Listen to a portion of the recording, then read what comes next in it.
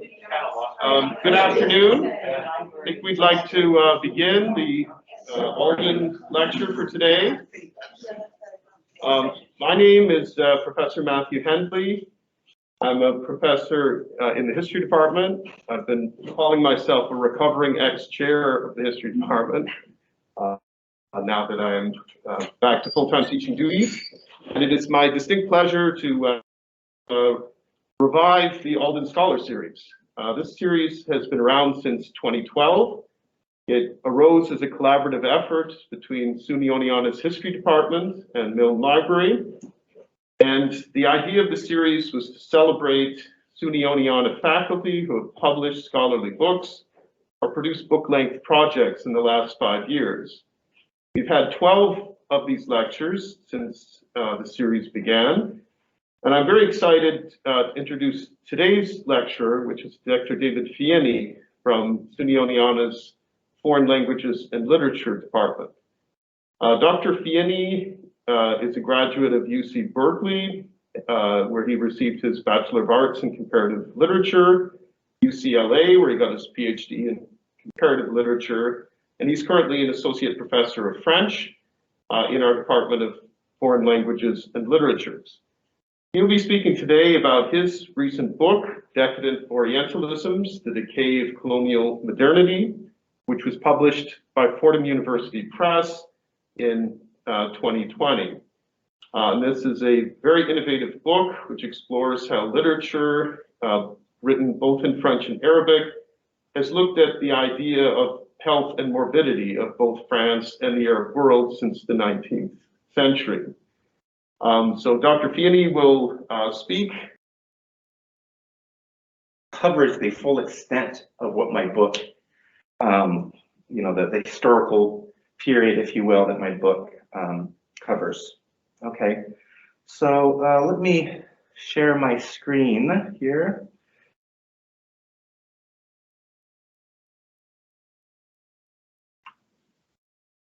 Okay, great. All right, so one thing that's exciting about giving a talk like this to a general audience where I'm speaking to students and faculty and some staff and faculty from other disciplines and alumni and other guests is that I'm not just speaking to specialists in my field, people who speak French and Arabic and read the same books I do and know many more languages than I do. But I'm speaking to a broader public. And the reason that's exciting is because it gives me a chance to give you a glimpse into the life of what humanist scholars working across multiple languages do. Right. So before I jump into the book, I want to say a few words about how I became a scholar of literature and culture in France in the Arab world. I forgot that we agreed I could take off my mask. Okay. That will help me see. Yeah. All right. So, all right. So I think this path, I started on this path when I first started reading as an undergraduate at junior college. I started at a junior college. I started reading, studying French, and I was reading texts in French by Algerian authors. Okay. And immediately, the second thing that leapt to my mind after realizing that a window had opened for me was that there was so much I didn't know and so much I couldn't read. So having just French and trying to study a country where most people speak Arabic, I wasn't going to get very deep into the truth of the texts and the work that was produced there. Okay, so the thing that really got me was reading a 6th century Arabian outlaw poet in English translation, El Shamsfarah. And this is a nice representation of this semi-legendary figure using the first line of his Lamayat, or Arabian Ode in El. Let's see if I can. Aqumu bani ummi saduru mataikum. And the other part's blocked off. Well, I read this poem and it seemed to me like a kind of pre-Islamic gangster rap. So it was NWA style hip hop, but recited from the back of a fleeing camel. The very rules of poetry, its music and rhythm, say nothing of context and references, could only be gotten, I realized immediately, in the original Arabic. Just look at it's a lamiyat, for goodness sakes, right? So to understand what that is, meaning it's a poem where the rhymes all end with the letter lam, which is equivalent to our L, has a whole different world, different rules, different meter, a whole world that I couldn't access. So I knew I had to study Arabic, right? So I had been studying French, as I said, and I transferred to UC Berkeley, where I could study any language I wanted, pretty much, from Japanese to Berber to Swahili. And so I started Arabic, thinking I would keep acquiring languages. But you see, what happened was that Arabic proved sufficiently challenging for me. So French and Arabic became the contours of my, intellectual habitat, let's say. All right, so leap forward now to the year 2001. I'm a graduate student at UCLA, the end of one millennium, the beginning of another, marked, of course, by the attacks of 9/11, the war on terror, each side accusing the other of living in a decadent society long past its expiration date.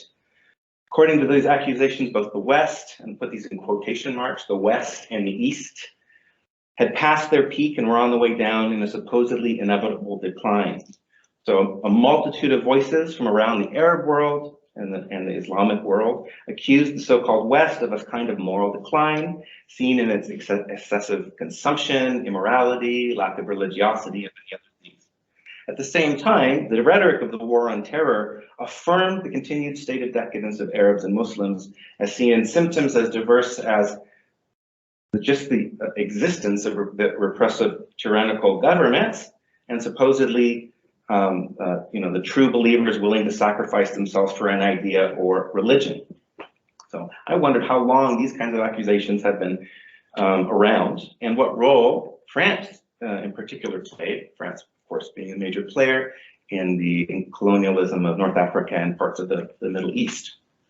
So I found myself returning to the late 19th century in France, where a fascination with all things termed Oriental, more quotes, air quotes, coincided with an obsession with the idea of decadence in the sense of decline or degeneration.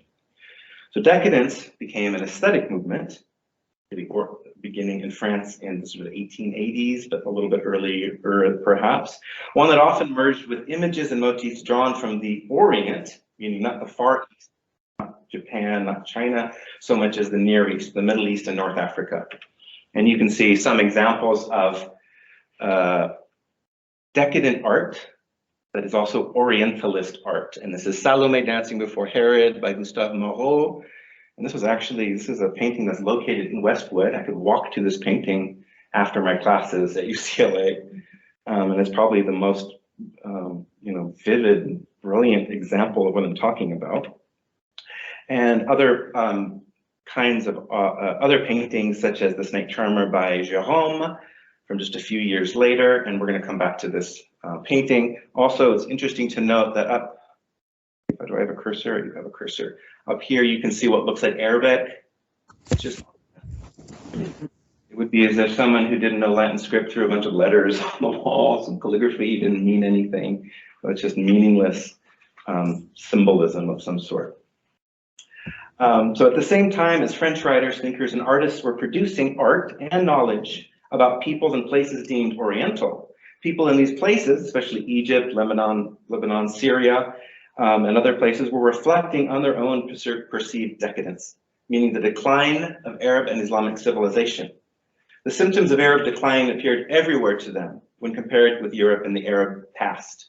So they're both looking at their glory days of the past and looking at Europe in the present day and seeing their own, their political, military weakness, and also cultural sort of decline as illustrated particularly in the sorry state of the Arabic language, which according to a lot of writers of the time was too ornate. It was weighed down with centuries of tradition. It needed to be modernized. Right? So this is the tool that needed to be modernized for Arab peoples to sort of hoist themselves up into what they thought, what they understood the modern world to be. Okay. All right, so in the Arab world, decadence meant lack. Right? We have this idea of decadence. Whenever I ask students what decadence means, they always say chocolate cake. And that's linked really to the French and European idea of decadence, which is about too much. Excess, too much refinement, too much development. People were exhausted, right? So excess in France, lack in the Arab world.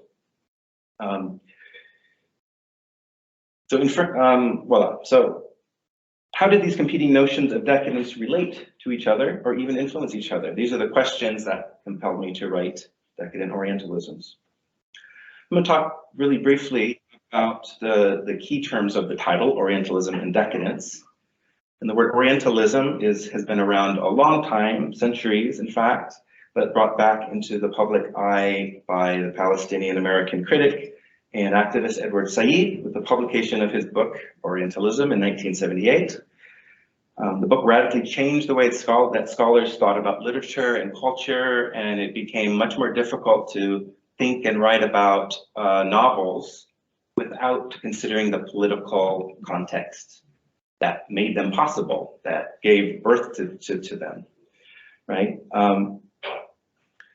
Really quickly, I'm not going to read all of this, but 3 meanings of this term, according to Edward Said. There's an academic meaning, so I'm an Orientalist in this sense. Anyone who teaches, writes about, or researches the Orient, etc., from different disciplines. A general meaning, which has to do with a style of thought based on the fact of if you think of the world as being divided into 2 parts, an East and a West, an Orient and an Occident, and of course, for the most part, you think of the Occident, the West, as being superior to the Orient, then you might be an Orientalist, right? And theories will spring out of this basic idea of dividing the world in 2. And then a corporate institution, this has to do with probably especially governmental institutions, but also educational institutions, sort of a way of having authority over the Orient. The more you know about a place, the more authority you have over that place. So in Said's book, he talks primarily about French and English writers and artists and thinkers. And he doesn't talk hardly at all about Egyptian authors, writers, and thinkers, or Syrian authors, writers, and thinkers. And so that's one of the things that I wanted to do. I wanted to look at this problem from a non-European perspective, right? And Orientalism is something that we would now term, a form of systemic racism. A large, massive, infused form of systemic racism that exists in the way that maps are drawn, that exists in the way that languages are understood and literature and culture are taught. Students in my spring 2021 course, France and the Arab World, Politics, Culture, and History, they used Said's analysis to think about why Napoleon, when he went to Egypt in 1798, brought not just armies of soldiers, but armies of cartographers and illustrators and painters and other producers of cultural artifacts. So one of the central claims of this thesis of Orientalism is that the so-called Orient and so-called Orientals were represented as inferior, stunted, and backward, not only underdeveloped, but the most importantly, I think, incapable of future development. So these are all shades of the concept of decadent when applied to human beings in terms of the fictional construct of race. meaning that a whole race could be seen as incapable of progress or of development. The primary racial construct that I discuss in this book is that of the Semite. Semites, Arabs and Jews in the period that I'm talking about, were deemed decadent in the 19th century in the sense that Orientalist scholars and artists declared Arabs and Jews essentially different from and inferior to white European Aryan peoples. My book turns this argument on its head by showing that Orientalism doesn't simply describe the decadence of people deemed Oriental, but it actively produces it through things like invasion, theft of land, profound cultural violence, physical violence, etc. So Orientalism, I claim, is decadent in two ways. So it's a way of describing the world and people in the world, but it also produces the weaknesses that it only claims to describe, right, through colonialism and other means.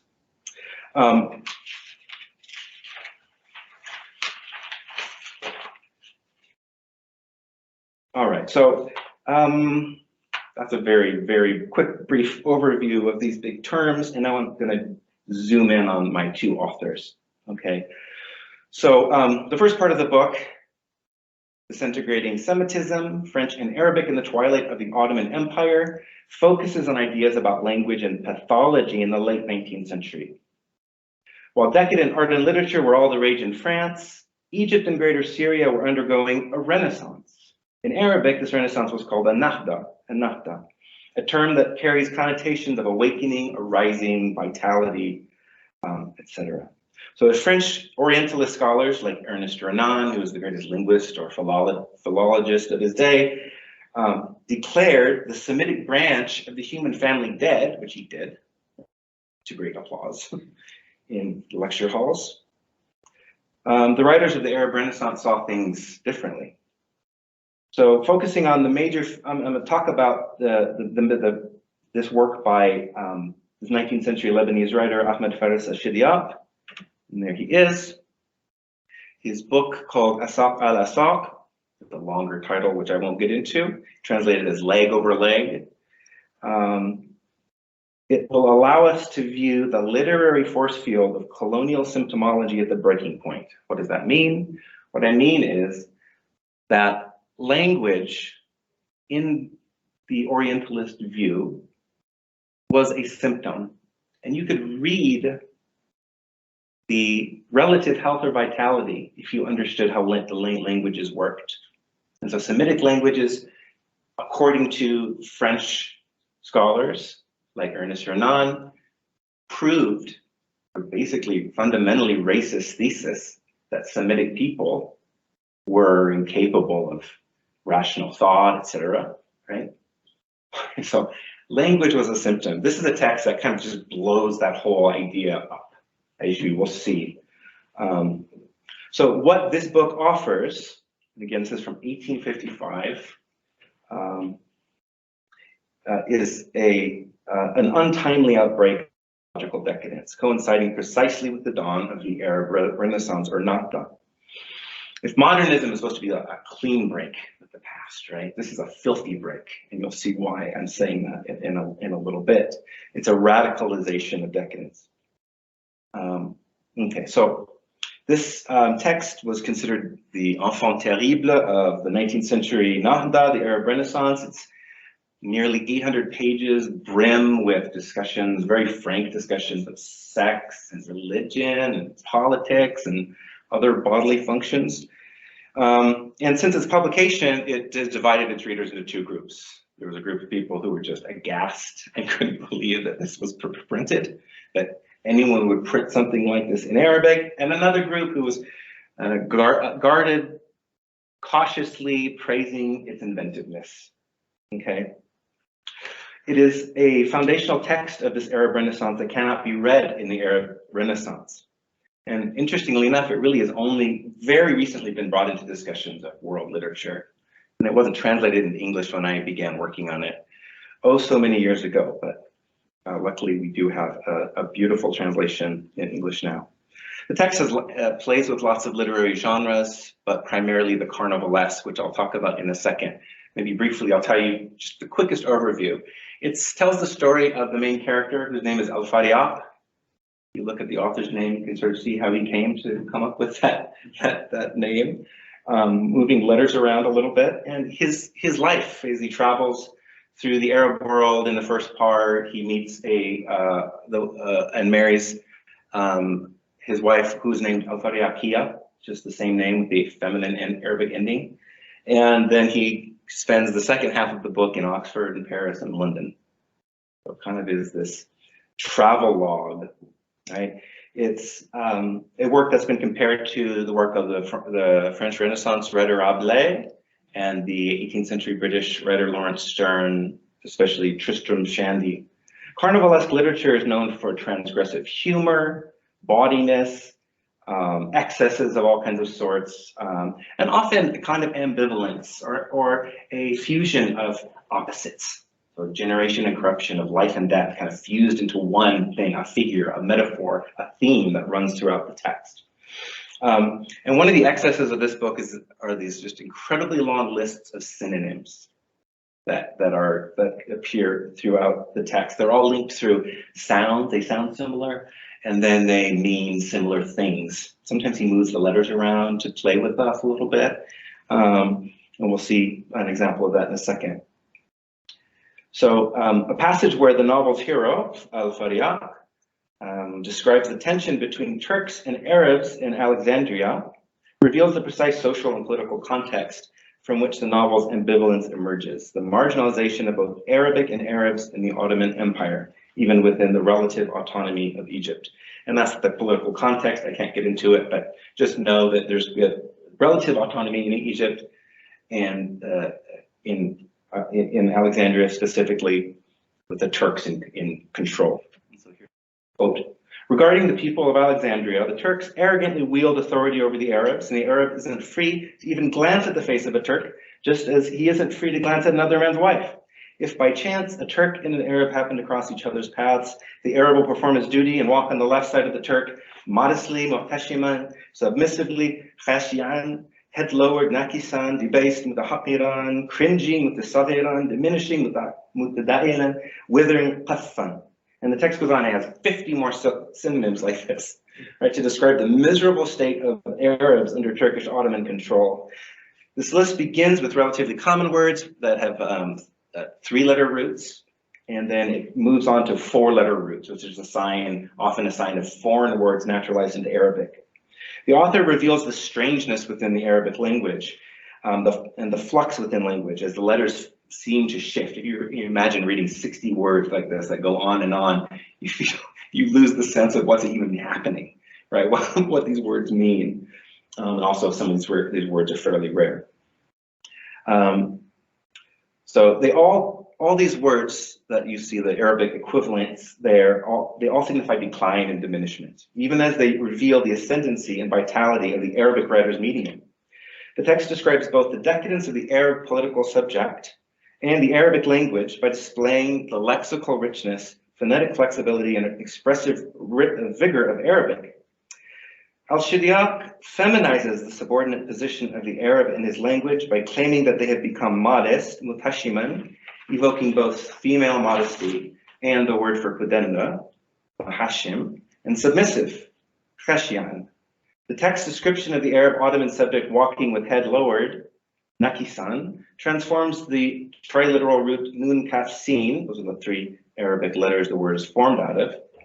And these letters have a range that sort of means degeneration, decadence, old age, inferiority, relapse, and falling. But the way this word is used, it becomes transferred into an act of awakening or rising and naqta. The novel's ambivalent carnivalization of Arabic shows how the recognition and articulation of decadence is the moment of rupture that makes possible the assertion of generative continuity of Ottoman Arabs through language. What does this mean? Primarily, it means that this passage says, on one hand, look how pathetic we Arabs are, while on the other hand, it's saying, look how amazing Arabic is. And it has both of them in the same words, in the same passage, right? So inasmuch as a text like this pathologizes language, it can be said to find its cure for Arabic decadence in the ambivalence of such pathology pushed to its limit. Among the dozens of word lists and references and scenes to illness and medicine in the text, there are two that I want to talk about that occur in the middle of the text. In the first scene, our hero Al-Fariaq contracts a new disease each time he takes on a new linguistic study. Grammar gives him conjunctivitis. Syntax and morphology give him an intestinal crisis brought on by parasitical worms. The study of rhetoric gives him a bad itch. And logic finally communicates cholera to our suffering hero. Total submersion in dog excrement, as prescribed by one wise old sheikh, only plunges Al-Fariaq even further into the depths of abjection. When Al-Fariaq finally decides to take up the study of Arabic poetry and poetics, a plague epidemic strikes all of Egypt. The plague is not communicated to him immediately, only when he witnesses the spectacle of a converted infidel, kind of a charlatan who attempts to resurrect a dead man. And this charlatan kneels down and places his mouth between the thighs of the dead man, praying, quote, as Elijah prayed for rain after having killed the prophets of Baal, unquote.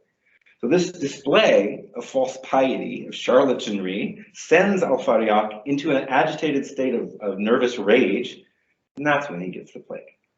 So Al-Shidyaq's description of Al-Fariaq's illness is analogous to the ambivalent articulation of generation and corruption that marks the carnivalesque.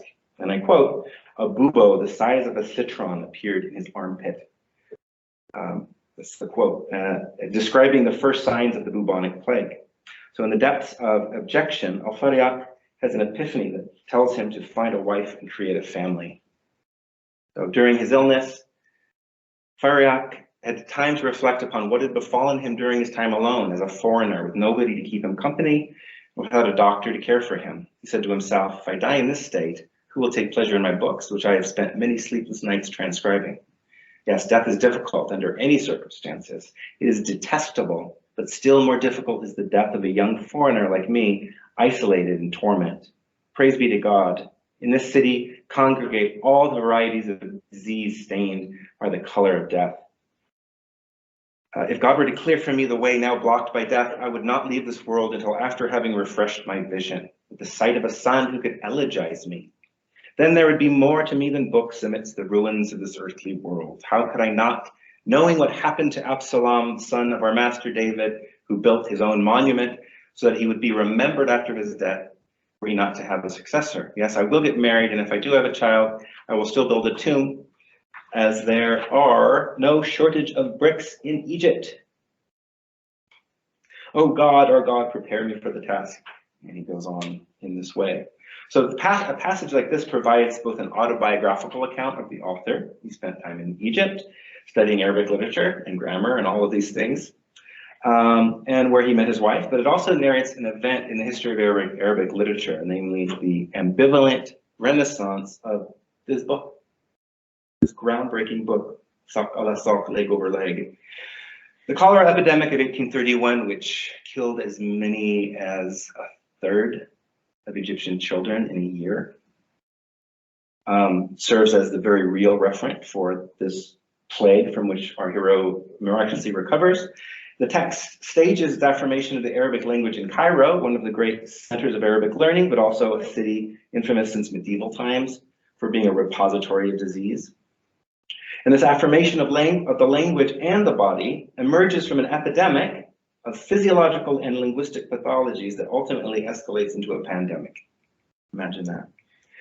Cairo is the city where gather all varieties of disease stained with death, both literally and on the level of the ailments that Al-Fariaq contracts while studying the Arabic language.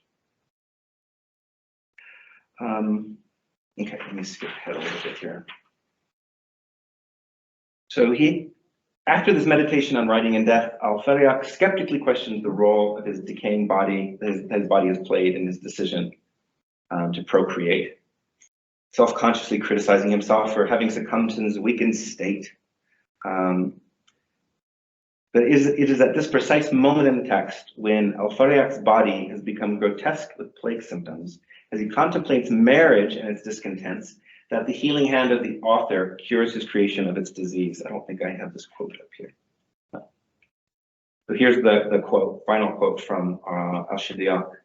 It was then that Almighty God reached Al-Fariaq with his mercy, graciously granting him the cure for his illness. So he arose from his bed as if rising from the tomb and went over to his tanbur, this musical instrument, and began to play and sing. Leave him there in that state, don't disturb him. Lift up the hems of your garments as I am doing, so we may jump over the flames burning before us and in what is to come. So the instant that he is cured, he turns to music, he falls in love with his wife, and her entrance is foreshadowed by the flames mentioned in this passage. So the second, this is how the second of the novel's 4 books ends, with love and desire emerging from the maladies born by language study and religious tartuffery, to this ridiculous, comical, fake, showy resurrection attempted by the charlatan. Al-Shidiaq juxtaposes the resurrection of Al-Fariaq, which occurs almost unintentionally at the moment he is most skeptical and self-conscious. So his renewal serves as the pivot upon which the text turns, but it is not accomplished by the medicine of European Enlightenment, which is how the Arab Renaissance has often been depicted. And I should say something more about that. You know, a lot of the accounts of the Arab Renaissance or Nahda start with Napoleon. Well, this really got the Arab world, it lit a fire, right? And these accounts by historians give all the credit to Napoleon, who brought his army and made this incredible volumes of his time and stay in Egypt.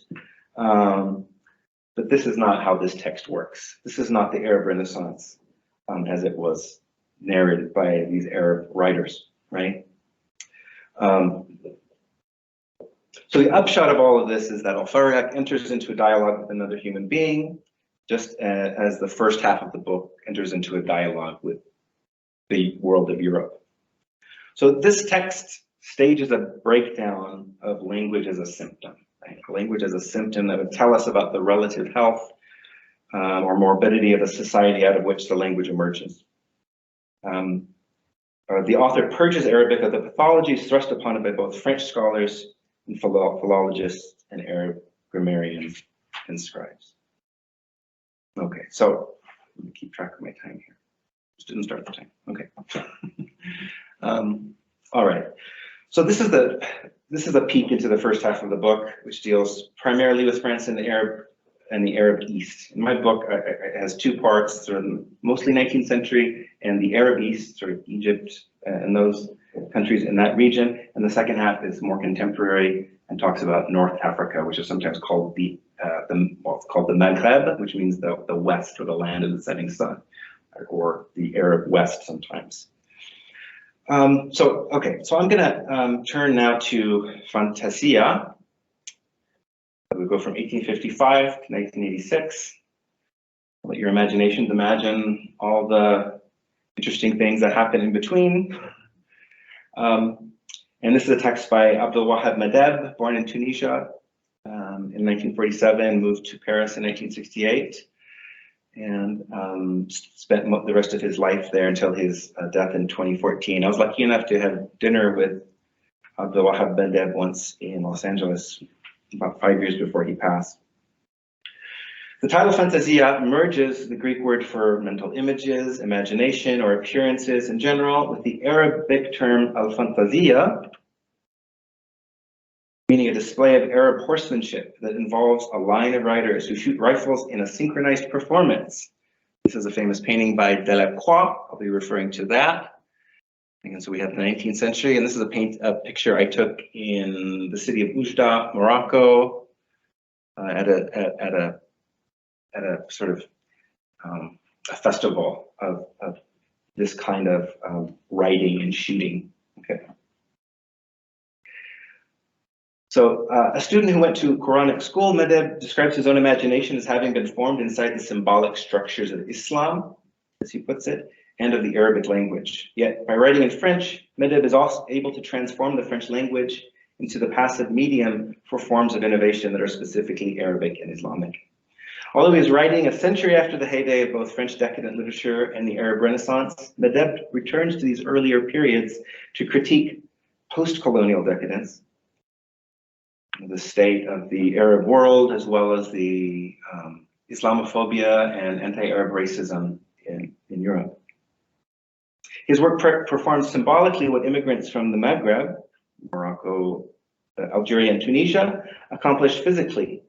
Both inject Arabic and Islamic techniques of circulation into networks in France.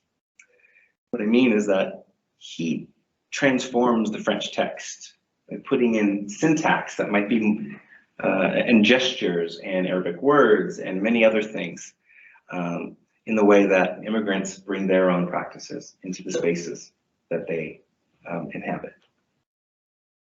So Medeb's writing submits the conventional structures of syntax of the French language to the idiosyncrasies of the narrator's body as it moves through a variety of landscapes, navigating between the worlds of Tunis and Paris, between two discourses of decline. In Fantasia, Medeb conceives of the pressures of his dual worlds as a kind of labyrinth that he must navigate carefully as he moves between French racism, Orientalism, right, on one side, and political repression in Tunisia on the other side. He describes this in this way. He writes, between the power that sees in you a sub-being and the humiliation that defies revenge, between the warlike means that crush you and the harassment of the weak, ripened by blind hatred, a monstrous nodule is concealed, which it is up to me to sever. In order to conceal the ground beneath the scowling eye of the fitful ones who occupy the political territories of Islam, it would be appropriate to work to make this territory interior to Europe. So he's bringing Islam and Arabic into Europe.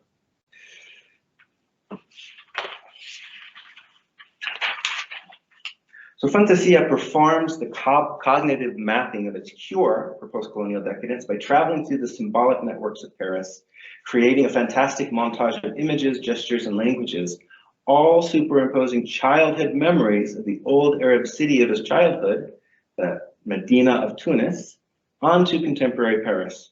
So this layering upon layering, and I've attempted to visualize this for you, and you'll see some slides a little bit later.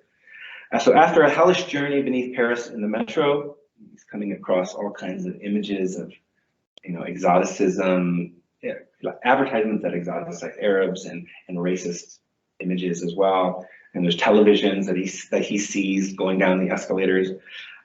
He climbs the broken escalator out of the Place de la Nation metro station, and he writes, a TV screen in my head broadcasts a fantasia on the arid steppe, fleet horse race galloping on the moving ground. The dust clouds constrict my larynx. Only with effort does man lift himself up onto animals. The dust spreads out, shivers bristle the skin. The smell of the fray sickens me. The stallions rear up. The race stops at the level of the tent. The stage disappears behind the curtain of smoke and dust that is assimilated into the gray veil of Paris. So the text first enters the labyrinth of memory and trauma through the network of mass media, replacing the television images of Arab Islamic resentment. There's mentions of car bombs and maniacal ayatollahs, with the heroic image of the equestrian fantasia, which we just talked about. Medeb's use of the word fantasia also evokes, let me skip that part. Okay, so the powerful images from the Arab imaginary in this passage awaken the narrator's anguish, which compels him to trace his steps in a different space. As he ascends the stairs out of this metro station, which is dominated by this statue by Aimé Jules Dalou, which finally went up 20 years after it was begun in 1899, the Triomphe de la République, Triumph of the Republic. The narrator superimposes his memories of Tunis onto the images of the French capital. Inside, the urban decor and obsession torments my being and transports me to the long street that divides the Medina of Tunis between north and south. A series of stops line the way to school. The talkative barber, the lascivious grocer, the girls in pink smocks, the generous aunt's balcony, the hammam's noria or water wheel, the blind mule, the underground bakery, the courtyard of initiations, square of Eros, the green mosque, the ruined mausoleum, the dark corridor, the public latrines, the squalid garbage, the stairway rising over the walls, the boulevard crossed by white Philibus bicycles, the mountainous street, the dead end that terminates at the school across from the gardens, whose enclosures crumble beneath bougainvillea and hibiscus, Endless visions, leaving the bomb shelter, I advance between the shop windows, beneath the awnings of the bistros, exhausted by carnivorous desire, enclosed in the circle of beatings, where blood trickles down in the rites of mutilation. At the level of instinct, the window of love orients a sudden beam of light that disarms the minotaur in the labyrinth. But as the narrator emerges into this scene of sort of urban hallucination, his own neural networks, where memory resides, transport him along the established paths of obsessive memory of his childhood in Tunisia. The text spirals down into the circuits of travel that function within the images, shuttling through circuits of memory. So the stairs rising over the Medina walls resonate with the narrator's steps up the escalator out of the metro. The Philibus bicycles crisscross in front of the Parisian street traffic. And despite the affection, we can see the affection evoked in this memory, the path still leads to a dead end. By mapping this montage onto the assimilating veil of Paris, however, the text disarms the threat within the networks it traces, even if it does not finally escape from this labyrinth. On the contrary, Fantasia ends with the promise of an even deeper foray into the winding passages of the Tunisian text city, and possibly referring to the revision of his previous novel, which is called Talismano, completed the same year that this book came out the first time. The narrator says that tomorrow morning I will redo the itinerary of Talismano.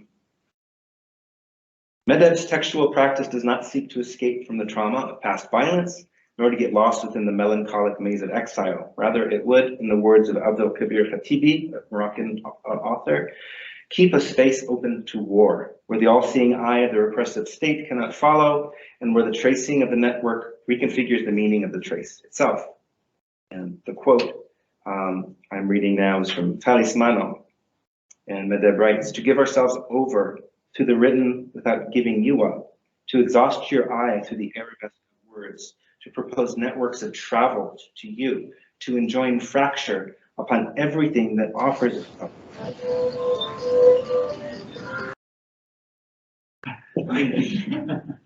So we're at the end. I'm gonna say a couple of things, and then we'll open this up for questions. So both of the writers that I've looked at, Chidiac and Medeb, work through the language of pathology and decadence. Instead of ignoring it, they invent a language in which pathology plays itself out, exhausts itself, a kind of purging of the pathology of language through excess.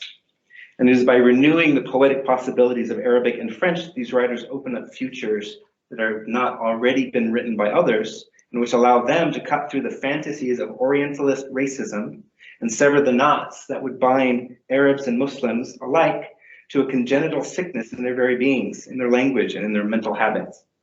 And both authors engineer ways of seeing and understanding the world in order to imagine a future beyond the predictable circuits of power and all the forms of Orientalism that continue to diagnose Arabs and Muslims as non-human and irredeemable. Thank you very much.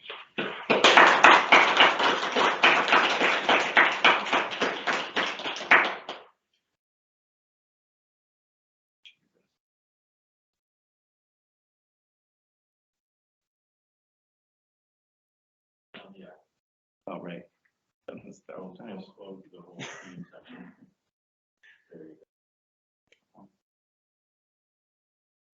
Okay.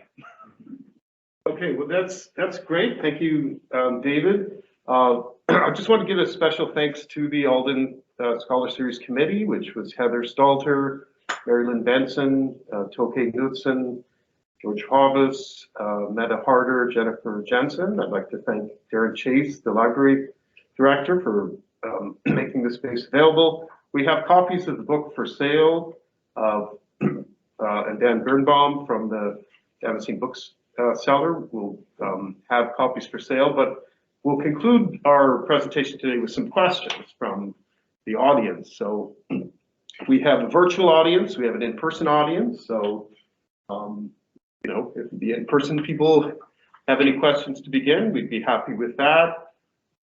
People can, I suppose, type questions through the chat. Would that work best, Mark? Or yeah, what would you prefer? We can open the chat now. Yeah, so why don't we do that for our remote friends? If If people would like to ask questions through the chat remotely, please do so, and David will take the. Yeah, I'll try to navigate.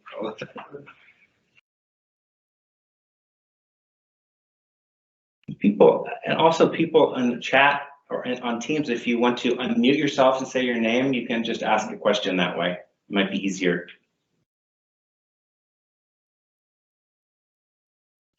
Yes, I mean. Attempt a question. Okay. So this seems to really complicate some of the ideas about other European modernisms Mm-hmm. and what they were accomplishing or attempting to accomplish. I'm just thinking of the British modernists in particular, who seem so self-referential in many ways.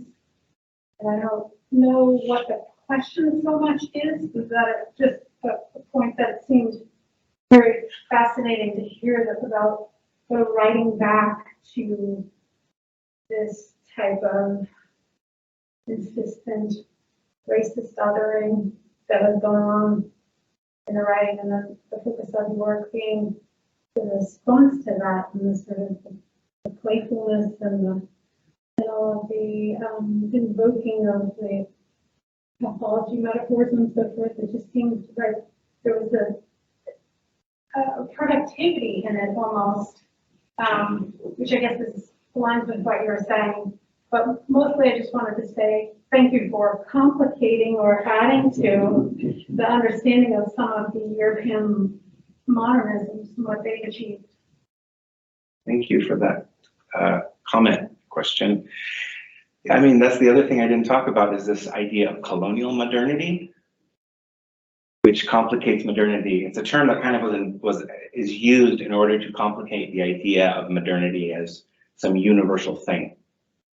We could say that it makes it something that is, I mean, one way of describing it would be it's a way of provincializing the idea of modernity. I'm thinking about the way that something that we call modernity is local and a product of its place and time and is not, right? Orientalist style decadence. Decadence has lots of things. Nietzsche had 14 definitions of decadence. But that's one of the things that I found interesting looking through this material and thinking about the way that these Arab writers discuss these issues.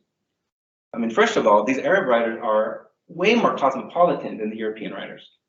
They speak Turkish, Arabic, they speak suburban languages, they speak French, English, some German.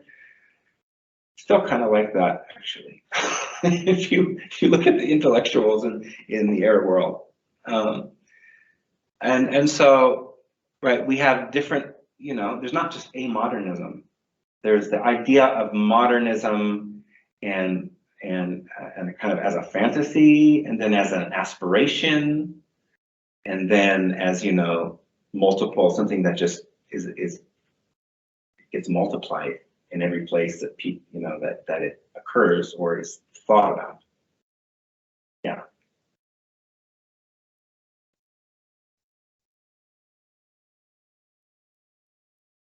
Questions, comments?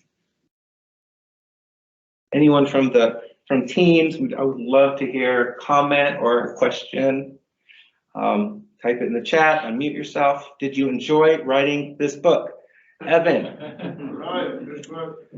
Yes and no.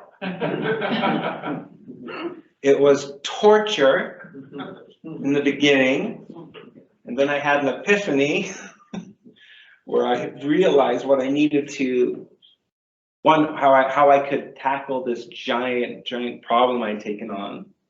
I was in the second floor of the library at UCLA, and all of a sudden all the pain and suffering and anxiety melted away, very briefly. But it helped me really get going on it. It's something that there are sentences in the book that I wrote in 2002. And this, like a lot of books, this emerged out of my dissertation, but it was torn apart, edited, critiqued, dissected, stitched back together so many times. It's kind of incredible to think about all the different lives and afterlives of the book, just in terms of me writing it, right? And then it was published in 2020. And so it was a long time coming, but I felt like I needed to really get all the pieces in place. And I wasn't able to get the final piece in place until I visited the Bibliothèque Nationale, the French National Library, and discovered material relating to, let's see, how can I put this in the simplest form? Relating to, I talked about the idea of the Semitic and Semites in the earlier 19th century. It included Arabs and Jews. They're all Semites. They're lumped together.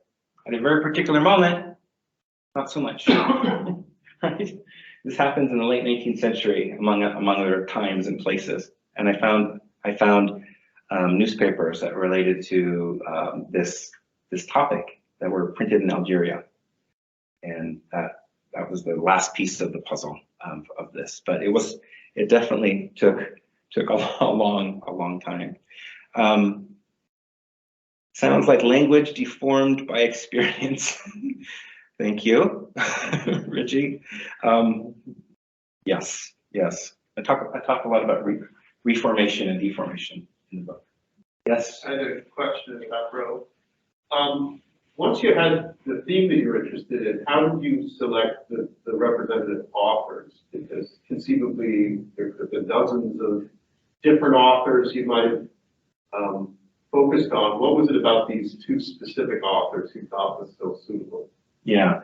Well, when I discovered Al-Shadiaq, our first 19th century Arabic writer, I couldn't believe that I had never heard of him. And I started reading this text, which it's not a walk in the park. And I just thought that it's as if it fell in my lap and it fit so perfectly with what I wanted to write about. It's a text that there's not really any other text like it, right? So in some ways, it's not really representative of anything. But on the other hand, it is representative of this Renaissance, this Nahda. A lot of the Nahda stuff, the Arab Renaissance stuff, kind of sort of imitations of European novels, but with Arab characters and Arab historical themes. There's, like I said, this effort to sort of modernize the Arabic language.